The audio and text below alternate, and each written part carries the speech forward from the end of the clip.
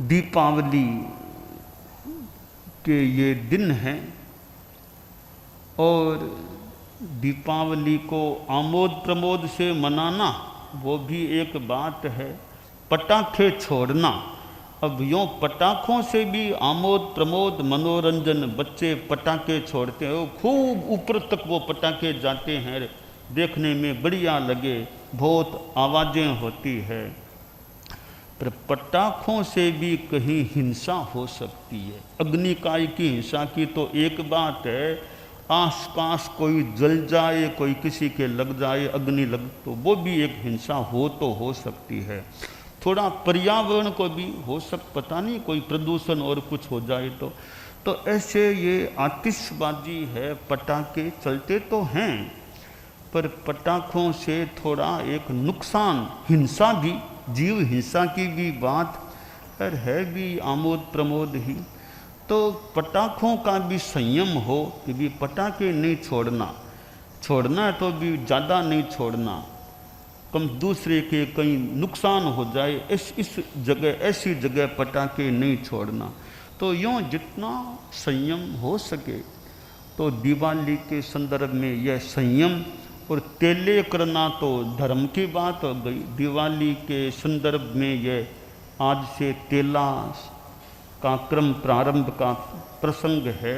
यह तो आध्यात्मिक रूप है, विशुद्ध आध्यात्मिक, जो तेला करना, तब फिर जप करना, तेले में लोगुत्त में समणे नाय पुत्य का जप करना। और भी अमावस्या को महावीर स्वामी, केवल ज्ञानी गौतम स्वामी चौनानी, अर्धरात्रि के बाद महावीर पहुँचे निर्वाण, गौतम पाए केवल ज्ञान, यह जब भी हो सकता है।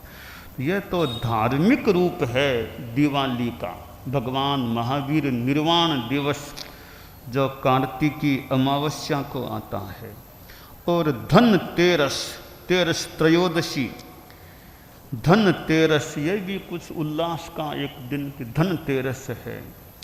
और ये धन तेरस, स्वास्थ्य भी एक धन है हमारे जीवन में, शरीर की स्वस्थता है तो यह भी एक धन है। मन की स्वस्थता बहुत अच्छा धन है, और इससे आगे चलें, आत्मा की निर्मलता, आत्मा की स्वस्थता, अपने आप में रहना, यह भी एक प्रकार का बहुत बहुत बहुत बड़ा धन है। मुमुक्षु बाइयाँ और हैं। अब पटाखे छोड़ते हो क्या? पटाखे दिवाली पर हैं? तब हमारे छोटे छोटे संत हैं, दिवाली पर ये पटाखे, इनके कौन से पटाखे? तो ये पटाखे तो छोटे गृहस्थों की है, वो भी न करे तो बढ़िया। हम तो पटाखे छोड़ना है तो कर्मों के पटाखे छूटे, कर्म हमारे कटें, कर्म जले, वो पटाखे तपस्या से कर्म निर्जरा हो, उस कर्म निर्जरा के पटाखे हैं। उनको पटाखा कहें न कहें, पर कर्म कटें। तो दिवाली है तो हमारे तो जप तप आदि से कर्म कटें। तो पटाखे छोड़ने की मन में भी नहीं आनी चाहिए कि पटाखे छोड़ें, दिवाली है वो है, तो छोटी बात है। तो हमारे छोटे छोटे संत हैं, कभी बचपन में पटाखे छोड़े होंगे बचपन में, तो अब तो कर्मों के पटाखे छोड़ने हैं, कर्म हमारे कटें, ऐसे उपक्रम हमें करने हैं। तो यह धन तेरस है। तो शरीर की स्वस्थता भी एक धन है। स्वास्थ्य आदमी का, हमारे संत साध्वियाँ, स्वास्थ्य बढ़िया है, यह भी एक धन है। मन आदमी का प्रसन्न रहे, शांति में रहे, आत्मा निर्मल रहे, तो आत्मा का निर्मल होना तो बहुत बड़ा धन है। तो स्वास्थ्य के बारे में कि आरोगी कौन है?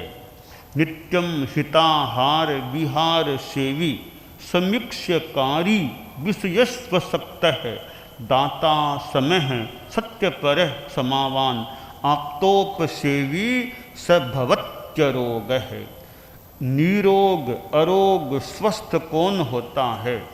कि हमेशा हितकर आहार करने वाला और विहार वॉकिंग करने वाला, वो स्वस्थ रह सकता है। समीक्ष्यकारी, चिंतन पूर्वक काम करने वाला, विषयों में अनासक्त रहने वाला, दाता देने वाला उदार है, समय समभाव में है, सत्य पर है, सच्चाई में जो तत्पर है, क्षमावान सहिष्णु है, क्षमा करने वाला है, आप्तोप सेवी वीतराग पुरुषों की उपासना सेवा करने वाला है, स भवत्य रोग है, वह आदमी निरोग होता है, अरोग होता है।